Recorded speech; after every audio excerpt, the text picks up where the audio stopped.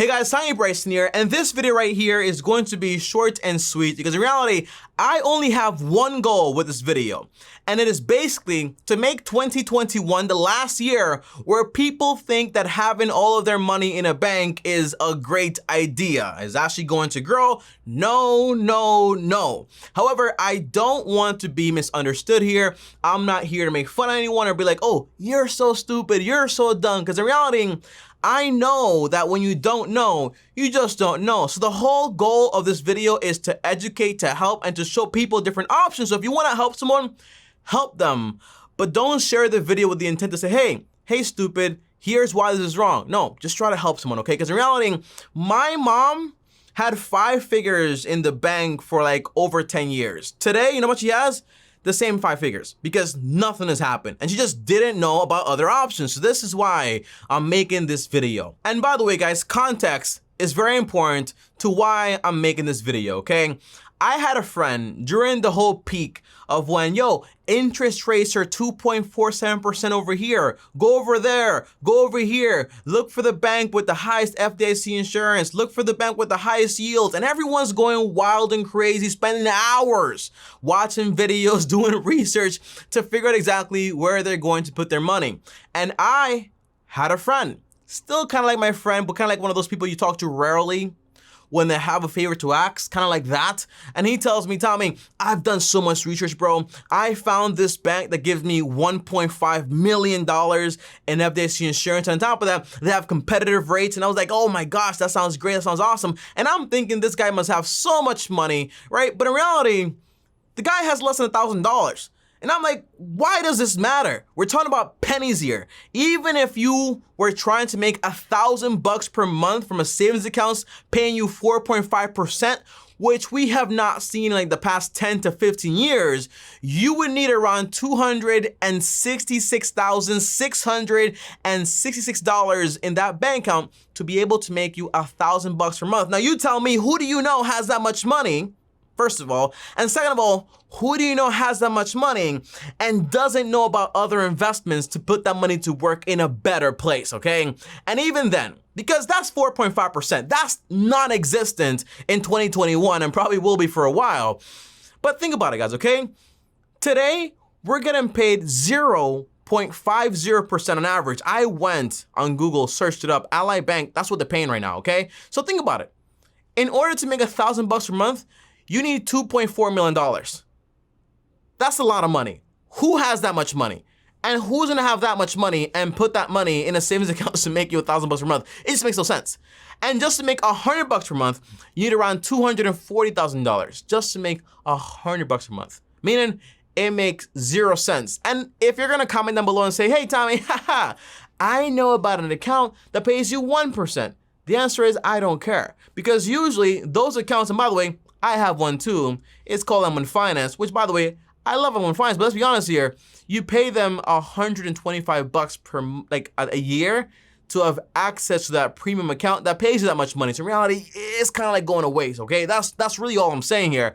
But let's break everything down in this video. But the context is, a lot of the times, we waste time solving problems that are so tiny that just make no difference, okay? So the goal is not to, I'm gonna put all my money in a bank account and I'm gonna wait until I have $2.4 million to be able to make $1,000. That's not the idea, okay? That's not what you wanna do. But without further ado, guys, if you guys are new here, subscribe, hit the bell so you're notified, and top out also destroying the like button. Now, the very first thing, guys, I really wanna break down is basically, I wanna tell you what a bank account is not. And by the way, I'm not gonna sit here and act like there are no benefits to having a bank account and putting money inside of it. Because in reality, if there were no benefits to this product, the product would not exist.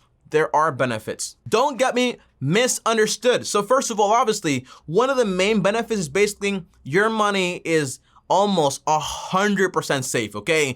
Even if the bank goes down, as long as you're saving your money with an FDIC insured bank, you're insured up to $250K. If you have more than that, you can spread it around and basically still be insured.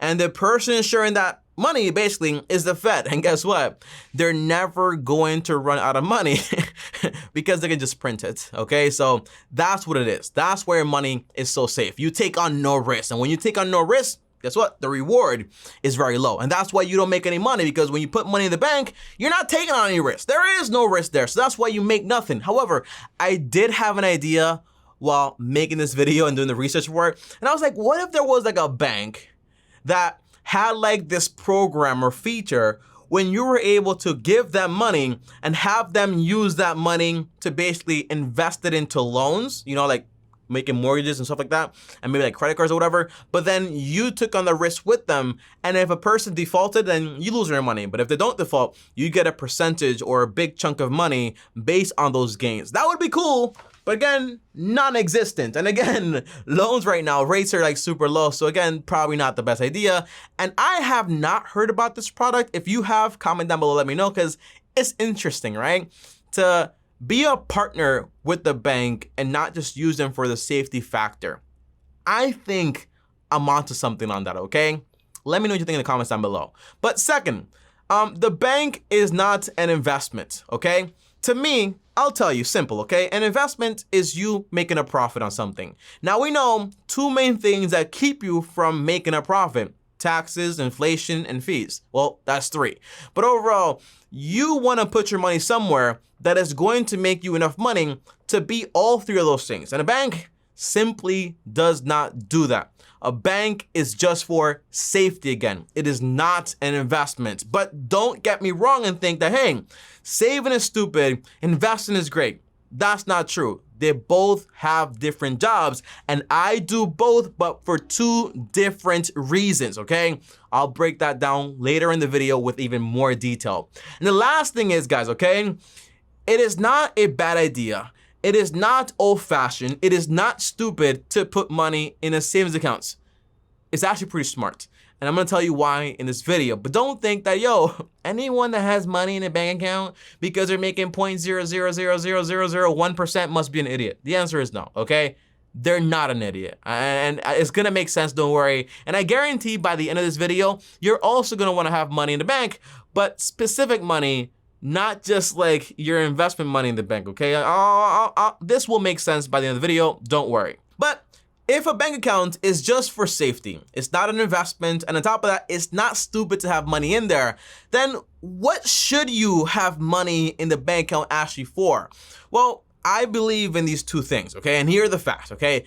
The only two reasons you should have money in a bank account or being saved there is for these two reasons, okay? First of all, an emergency account. And if you're curious, I recommend everyone have, the average person, 3 to 6 months worth of their expenses in an emergency account. If you're a contractor, business owner, fluctuative income type thing, then you wanna have 6 to 12 months to have extra security in case things really go wrong for you.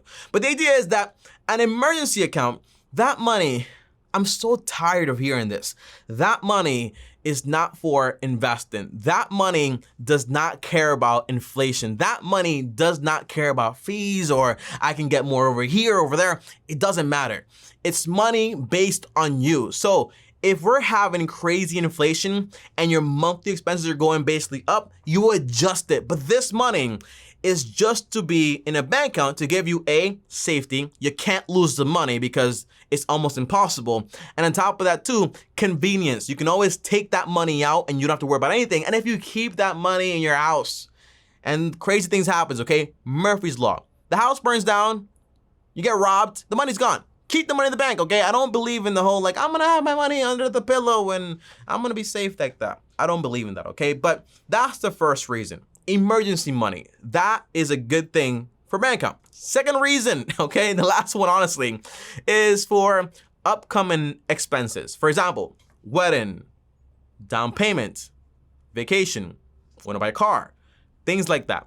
Things that are upcoming. But notice here, all these things, it's like money you wanna have in a place where you don't wanna worry about risk because you're going to need the money very soon. Usually 12 to 18, 24 months max. Anything beyond that, you might wanna, for example, put it in an investment account. Now, what do I mean by this? For example, what I wanna save from age 0 to 18 in a savings account for my child's college fund? The answer is no, obviously not, because I'm not gonna make any money and there's no room for compound interest. So obviously I would wanna have that money there, for example, in an investment account, right? Maybe a 529 account, maybe a custodial account, whatever it is, but I want that money to actually grow. But if my kid is about to go to college in the next 2 years, do I wanna have that money in an investment account? Obviously not, because if the market crashes, that's gonna be a problem. So usually 2 reasons: emergencies, which you can adjust for inflation whenever things get crazy by putting more money into it.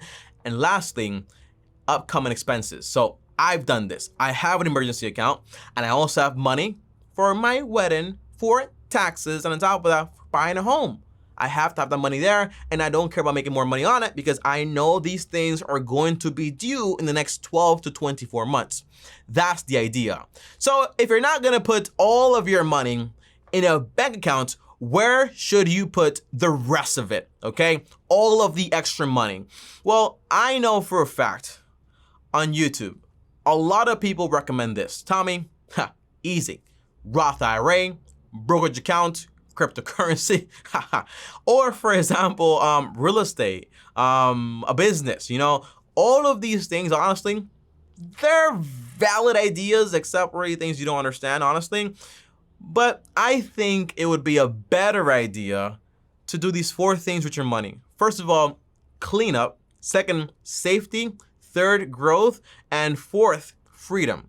So for example, okay, if you have a lot of debt, financial problems, you have no budget, you want to clean that stuff up, everything except the mortgage, meaning you pay your debts off, okay?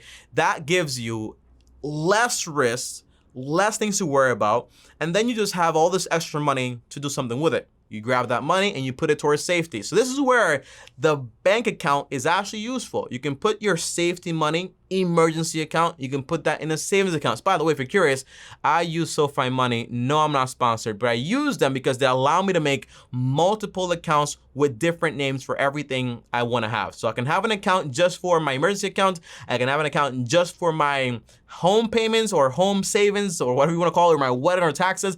I can have all of the separate accounts and block access to my check-ins because that way I don't spend it, if you know what I mean. And then once you're done with the cleanup and the safety, you focus on the growth. If you want to, for example, invest money into your Roth IRA, great. And by the way, if you max that bad boy out, put in like $500 per month for the next 30 years, you'll have $1.3 million in the next 30 years. But I at 11%. But I do want to say one thing, guys, okay?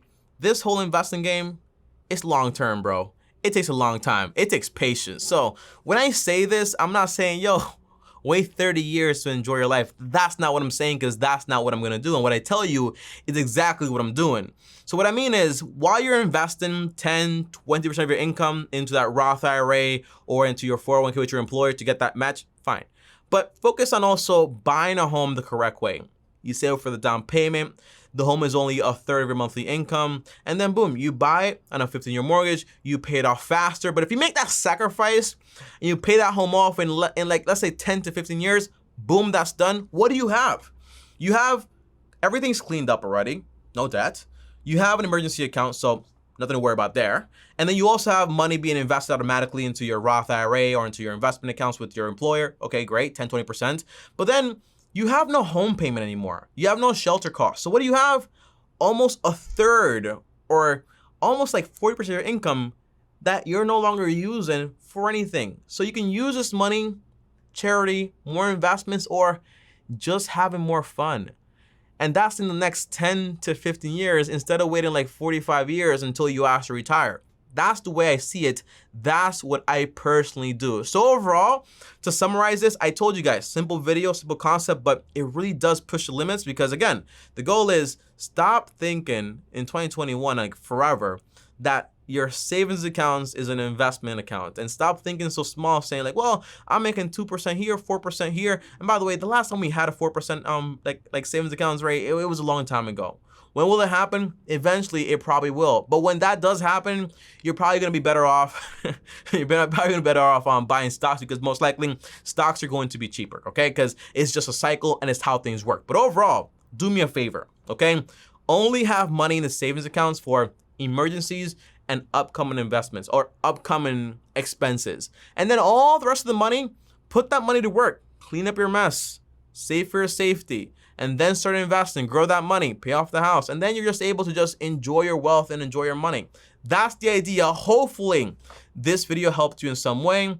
If you disagree with anything, comment down below, let me know. And no, I don't believe you should invest your emergency money. It's very dumb, very stupid, because when you usually need something, that's usually when everything is going wrong and then you just don't have the money there anymore. So again, that's my advice. That's what I do. And that's what I'm telling to you. Okay, guys? I'll see you guys next time, though. Thanks for watching. Comment down below any questions. Subscribe to the channel. Hit the bell so you get notified. Like the video. On top of that, if you want to DM me on Instagram at TommyBryson. Or if you want to call me, the link is down below. Free calls. And on top of that, more content here. My face is here. Click and subscribe. And peace out. Long-term team out.